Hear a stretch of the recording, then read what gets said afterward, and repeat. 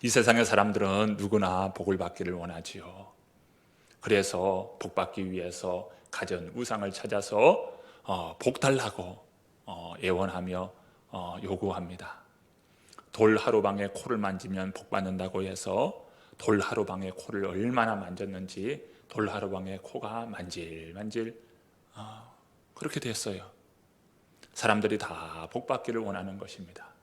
그러나 진정한 복은 하나님과 관계 안에서, 언약 안에서 주어진다는 이 사실을 여러분 기억하시기를 바랍니다. 복 있는 사람, 오늘 본문은 복 있는 사람에 대해서 말씀하는데요, 복이라고 하면 흔히들 이야기할 때 육신적이고 재물의 축복을 많이 받는 것, 이것을 복으로 이야기합니다. 참 당신은 복 있는 사람이네 라고 이야기할 때에 당신은 많은 재물을 얻게 되었고 육신의 그 복을 얻게 되었다라는 것을 보면서 복 많이 받았다고 이야기합니다. 성경은 그러한 복을 포함하여 그 복을 뛰어넘는 복입니다. 육신의 복이나 물질의 복을 포함한 복은 성경이 말하는 복 중에 한 부분입니다. 구약 성경에 복에 해당되는 히브리 말은 두 개의 단어가 있습니다. 하나는 바라크라고 하는 단어요, 또 다른 하나는 에쉐르라고 하는 단어입니다. 바라크는 우리가 말하는 육신의 복, 물질의 복, 산업의 복, 자손의 복, 이러한 복을 바라크라고 하는 복으로 설명합니다. 그런데 에쉐르라고 하는 복은 하나님과 관계 안에서 주어지는 영적인 복입니다. 인생에 정말 가치 있고 궁극적인 복은 에쉐르 복입니다. 오늘 본문은 복 있는 사람은 이라고 말씀하실 때에 바로 그 복은 에쉐르라고 하는 복을 말씀하고 있다는 것입니다. 오늘 본문 1절의 말씀을 함께 읽어봅니다. 복 있는 사람은 악인들의 꾀를 따르지 아니하며 죄인들의 길에 서지 아니하며 오만한 자들의 자리에 앉지 아니하고. 복 있는 사람은 악인의 꾀, 죄인의 길, 오만한 자들의 자리에 앉지 않는다 라고 했습니다. 한마디로 말하면 복 있는 사람은 복 받을 만한 환경으로 바꾸어야 한다는 것입니다. 여러분 다 복 받고 싶잖아요. 축복의 사람 되고 싶잖아요. 그러면 복 있는 자의 환경으로 바꾸시기를 바랍니다. 악인의 꾀, 죄인의 길, 오만한 자들의 자리에 앉아 있으면서 나 복 받기 원합니다. 절대 불가능한 일입니다. 죄인의 길, 오만한 자의 그 자리에 앉아 있으면요, 나도 어느 순간 죄인이 되어 있고 오만한 자가 되어 있어요. 악인이 되어 있는 자신을 보게 될 것입니다. 복 있는 사람은 복 있는 자의 환경을 가지고 있어야 합니다. 오늘 본문에 보면 악인들의 꾀를 따르지 않는다고 했어요. 악인은 무엇입니까? 그 마음의 생각이나 행동이 악하고 나쁜 사람입니다. 그러니까 행동이, 또 말이, 생각이 악해요. 그래서 하나님을 대적합니다. 하나님을 믿는 사람들까지도 대적합니다. 하나님이 없다라고 생각합니다. 그래서 하나님의 뜻을 무시하고요, 믿는 사람들을 미혹합니다. 자기 마음대로 살아가는 사람들입니다. 이것이 바로 악인입니다. 죄인들의 길에 서지 말라라고 말씀합니다. 죄인은 어떤 사람입니까? 히브리적인 표현으로 죄인이라고 하는 것은 이 표적에서 벗어난다라고 하는 뜻입니다. 바른 길이 있는데 바른 길에서 탈선하는 겁니다. 이것이 바로 죄인입니다. 하나님이 말씀한 그 말씀의 길에서 벗어나요, 탈선해요. 하나님의 뜻이 있는데 하나님의 뜻에서 탈선합니다. 표적에서 빗나가요. 하나님께서 말씀하신 그 말씀의 길에서 이탈하고 탈선하는 것을 바로 죄라고 말씀합니다. 죄인은 그런 사람들입니다. 하나님의 말씀에서 벗어나고 하나님의 말씀에서 이탈한 그러한 사람들이 바로 죄요 죄인입니다. 세 번째는 오만한 자들의 자리에 앉지 말라 말하였습니다. 이 오만한 자다라고 할 때 이 오만이라고 하는 이 단어는 조롱한다, 조롱한다, 무시하고 조롱하는 거예요. 하나님을 믿는 사람을 조롱합니다. 하나님에 대하여도 조롱하고요, 하나님에 대하여 방자히 행합니다. 이러한 사람은 바로 오만한 자예요. 오만한 자의 특징을 보면요, 이사야 시편 42편 10절의 말씀 그 하반절에 보면 내 하나님이 어디 있느냐, 이 사람들은 하나님이 어디 있느냐 이거예요. 그러면서 조롱하는 겁니다. 네가 믿는 하나님이 어디 있느냐, 하나님이 어디 있다고 지금 그렇게 말하느냐, 조롱하고 방자히 행합니다. 이 오만한 자는요, 하나님의 말씀에 대하여서도 비웃어요. 그러면서 하나님의 말씀을 자기 임의로 바꾸어 버립니다. 자기의 생각으로 바꾸어 버립니다. 여러분, 죄인, 악인, 오만한 자, 이 사람들은 모두 다 하나님을 거역하는 사람입니다. 오늘 본문에서 말씀합니다. 복 있는 사람은 악인들의 꾀에 따르지 아니하고 죄인들의 길에 서지 않고 오만한 자들의 자리에 앉지 않는다라고 말씀합니다. 그러면 어떻게 살아가야 할까요? 2절의 말씀입니다. 함께 읽습니다. 오직 여호와의 율법을 즐거워하여 그의 율법을 주야로 묵상하는도다. 1절에서는 이렇게 하지 말라는 겁니다. 죄인의 길, 오만한 자들의 그 자리에 앉지 말라, 하지 말라는 겁니다. 2절은 이렇게 하라라고 가르쳐 줍니다. 하지 말라는 것은 소극적인 표현이면은 하라라고 하는 것은 적극적인 표현이에요. 하지 않으면 되지, 이것을 하지 않으면 되지, 이것은 소극적인 태도이죠. 적극적인 태도는 이렇게 하라라고 하는 것으로 옮길 때에 보다 더 적극적으로 축복의 사람이 되는데, 그 사람은 바로 말씀이 좋아서 말씀과 함께하는 사람입니다.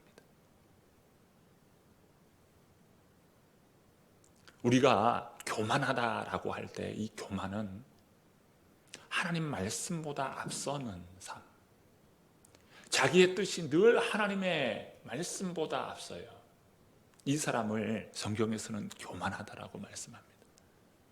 그러니까 이 사람은 늘 하나님보다 앞서서 살아가는 사람, 하나님도 나를 따라와야 되고 하나님이 내 기도에 들어주셔야 하고 내가 어떻게 하면 하나님의 뜻대로 살아갈 수 있을까요? 라고 하면서 하나님의 뜻에 주목하고 그 말씀의 자리에 머물기를 원해야 하는데 늘 앞서서 생각하고 하나님마저도 나를 따라와야 하고 내 뜻대로 하나님께서 따라와 줘야 한다라고 하는 사람, 이 사람은 교만인 거예요. 하나님보다 앞서지 않기를 바랍니다. 하나님 말씀보다 앞서서 삶을 살아가는 어리석은 자가 되지 않기를 바랍니다. 하나님의 말씀이 좋아서 말씀과 더불어 살아가는 사람, 이 사람이 복 있는 사람이라는 거예요. 영적으로 나태해요. 영적으로 불순종해요. 이 사람은 어떤 사람입니까? 말씀보다 늘 뒤처지는 사람이에요. 이 사람은 영적으로 나태할 수밖에 없어요. 불순종할 수밖에 없어요.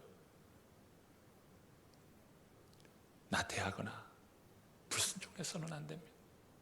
교만해서도 안 되고 불순종하는 사람도 되어서는 안 되는 것이죠. 그러면 어떻게 해야 합니까? 오늘 말씀이 가르쳐 주지요. 복 있는 사람은 주님의 말씀이 좋아서 그 말씀을 주야로 묵상하는도다. 여러분, 말씀이 좋아야 되는 겁니다. 하나님 말씀을 사랑해야 하는 것입니다. 말씀이 좋아서 그 말씀을 주야로 묵상한다. 하나님의 말씀에는 하나님의 뜻이 있어요. 하나님이 무엇을 원하시는지 하나님의 뜻이 말씀 안에 담겨 있습니다. 그리고 그 말씀은 오늘 우리가 어떻게 살아가야 할지를 안내해 주고 있어요. 디모데 후서 3장 15절부터 17절의 말씀입니다. 또 어려서부터 성경을 알았나니 성경은 능히 너로 하여금 그리스도 예수 안에 있는 믿음으로 말미암아 구원에 이르는 지혜가 있게 하느니라. 모든 성경은 하나님의 감동으로 된 것으로 교훈과 책망과 바르게 함과 의로 교육하기에 유익하니 이는 하나님의 사람으로 온전하게 하며 모든 선한 일을 행할 능력을 갖추게 하려 함이라. 이 말씀은요, 하나님의 말씀으로 살아가는 축복된 삶을 잘 정리해 주고 있는 말씀이에요.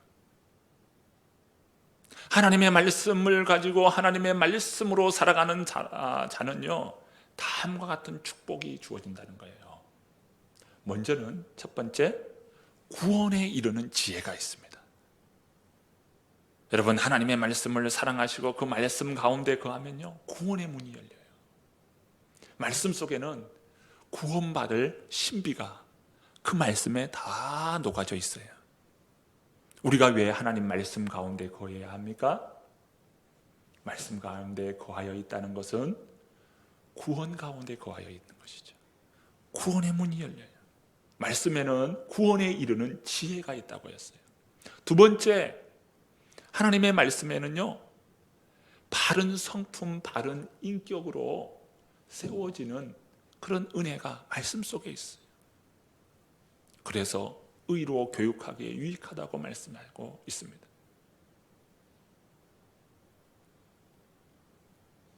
교훈과 책망과 바르게 함과 의로 교육하기에 유익하니, 이게 바른 성품을 갖게 되는 거예요. 여러분, 오늘 우리의 성품이 말씀의 은혜의 빛을 받으면요, 성품의 변화가 일어나요.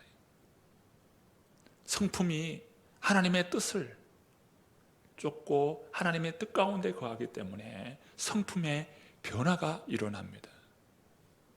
세 번째, 하나님의 사람으로 온전하게 되고요, 모든 선한 일을 행할 능력을 갖게 된다고 말씀합니다. 이 말씀이 갖는 아주 중요한 유익이에요. 구원에 이르는 지혜가 있어요. 바른 성품의 사람이 됩니다. 또 모든 선한 행할 능력을 갖게 되는 이런 온전한 사람이 된다고 말씀하죠. 히브리서 기자는 모든 만물이 하나님의 말씀으로 창조되었다라고 말씀하시면서 히브리서 4장 12절에 다음과 같은 말씀을 하십니다. 하나님의 말씀은 살아있고 활력이 있어 좌우의 날선 어떤 검보다도 예리하여 혼과 영과 및 관절과 골수를 찔러 쪼개기까지 하며 또 마음의 생각과 뜻을 판단하나니. 하나님의 말씀이 얼마나 강력한지요? 그 말씀이 영혼 안에 임하여 있을 때 혼과 영과 및 관절과 골수를 찔러 쪼갠다는 거예요. 이게 무엇입니까?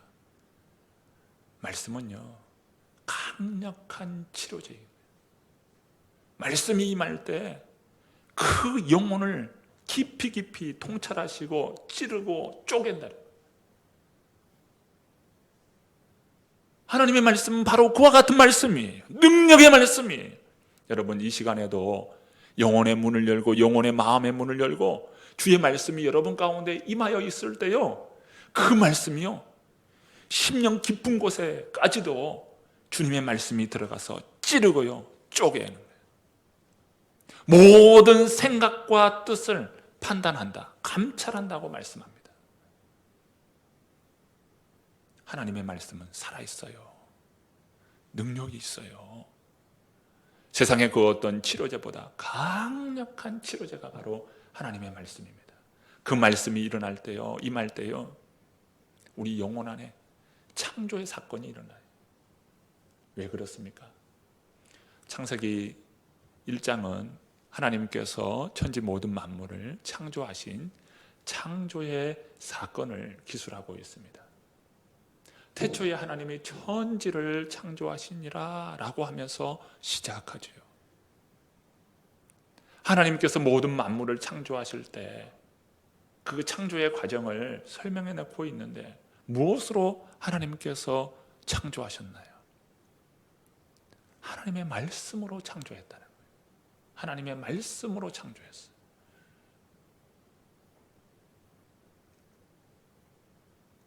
바요멜 엘로힘, 하나님께서 이르시되, 하나님께서 말씀하시되, 하나님은요 말씀이셔요. 요한복음 1장 1절에 태초에 말씀이 계시니라, 이 말씀이 하나님과 함께 하였으니 라고 기록하고 있잖아요. 하나님은 말씀과 함께 계셔요. 이 바요멜 엘로힘, 하나님은 말씀이시잖아요.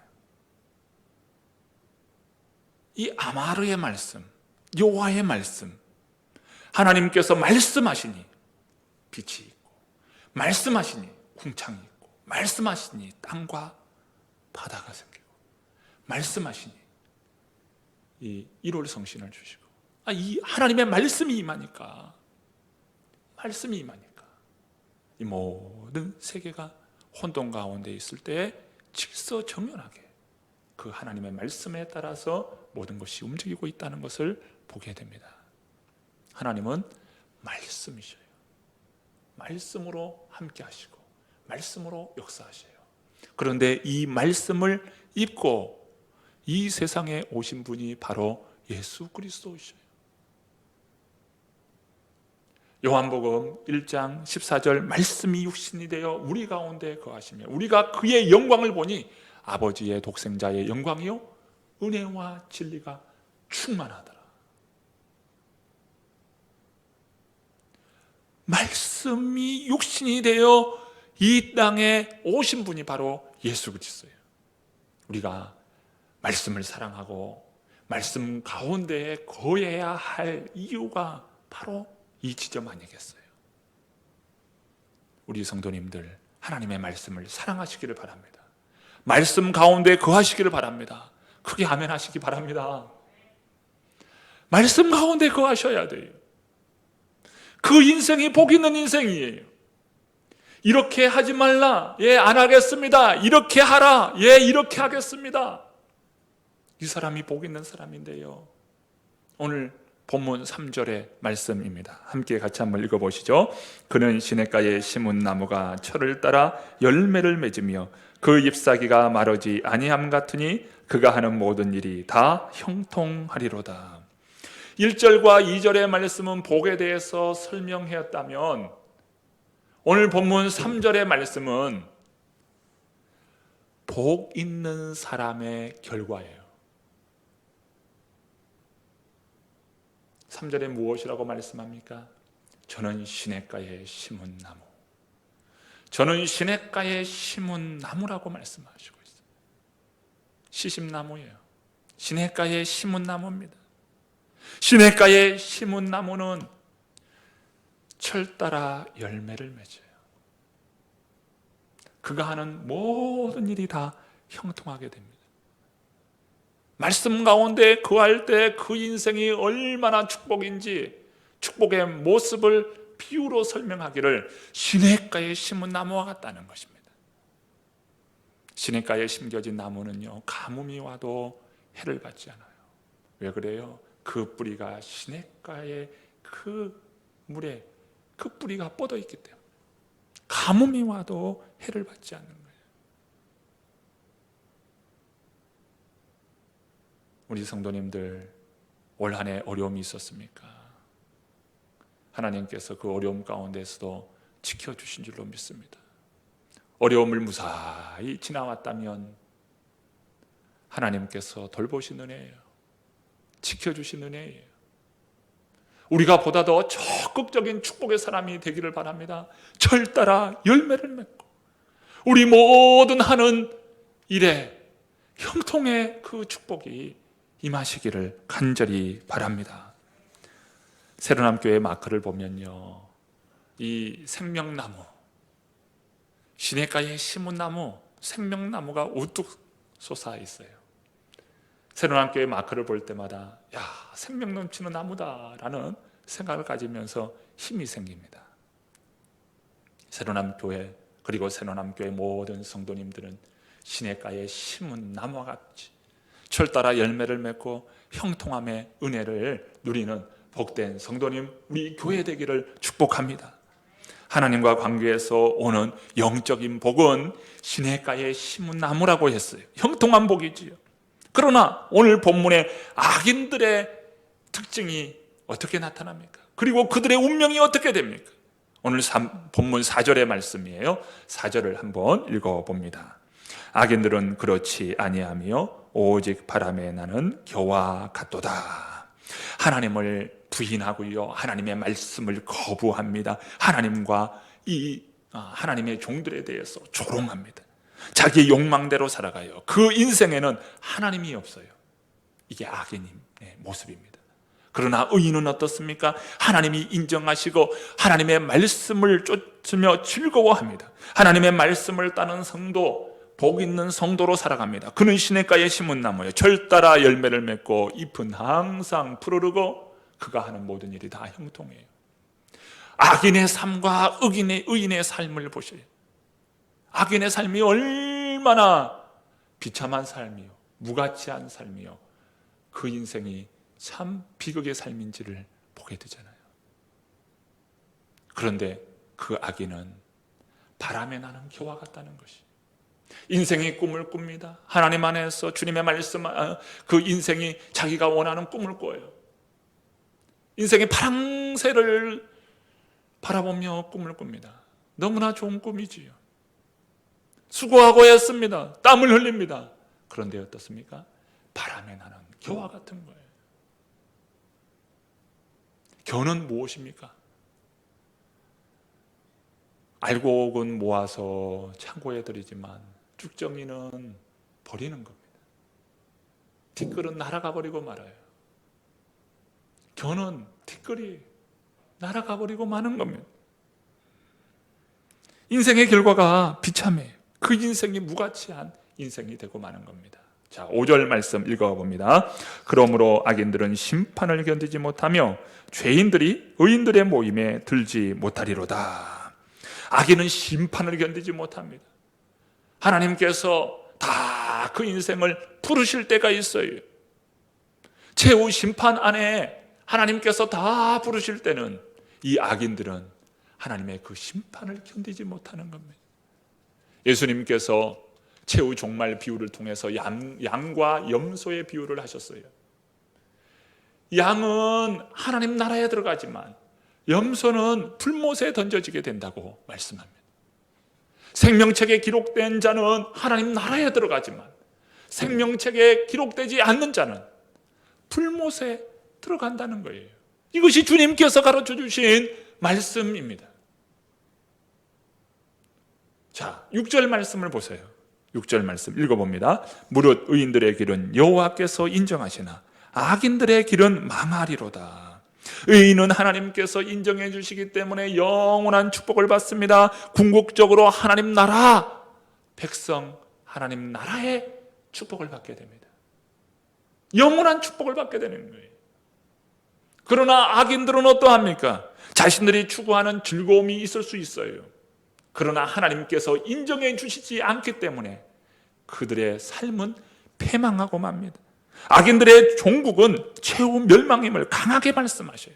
아무리 세상에서 부귀와 영화를 누렸을지라도 하나님의 그 심판대 앞에 설 때는 슬피 울며 이를 가르게 될 것이라는 거예요.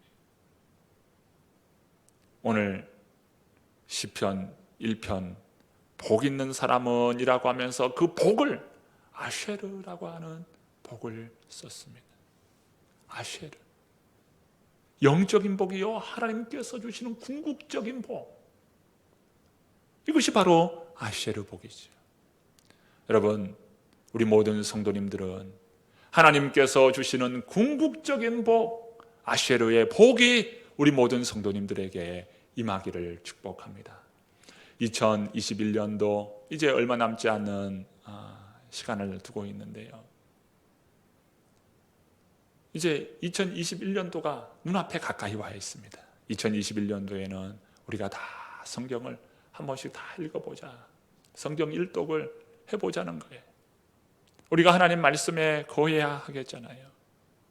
성경을 다 일독을 하기로 마음 먹고 성경을 한번 일독해보자. 그래서 제가 안내를 해드리려고 그래요. 신청서에 여러분 신청하시고 그 신청해 주신 분들은 함께 말씀을 읽어 나갈 수 있도록 제가 도움을 드리려고 합니다.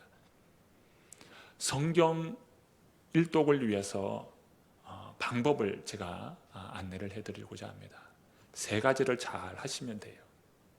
첫 번째는 성경을 읽기 전에 짧은 기도를 하는 겁니다. 짧은 기도. 하나님의 말씀을 읽으려 합니다. 말씀만 해서 하나님을 만나게 도와주옵소서. 이 기도를 짧게 하시고 이제 성경을 읽어가는데요. 2번째, 읽을 때 요령입니다.